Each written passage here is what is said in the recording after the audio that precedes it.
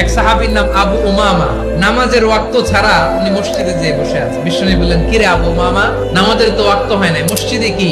সাহাবী বলে, নবী গো, ঋণের বোঝায় এমন টেনশনে আছি, ঘরে থাকতে পারলাম না, মসজিদে চলে আসছি। বিশ্বনবী বলেন, আমি কি তোমার এমন একটা দোয়া শিখাবো যেটা পড়লে আল্লাহ তাআলা তোমার ঋণের বোঝা হালকা করে দিবে? আবু উমামা বললেন, ইয়া রাসূলুল্লাহ, অবশ্যই শিখাবেন। বিশ্বনবী বললেন, তাহলে তুমি পড়বা, আল্লাহুম্মা ইন্নী আউযু বিকা মিনাল হাম্মি ওয়াল হাযান ওয়া আউযু বিকা মিনাল জুবনি ওয়াল বুখল ওয়া আউযু বিকা মিন গালাবাতিদ দাইনি ওয়া কাহরির রিজাল।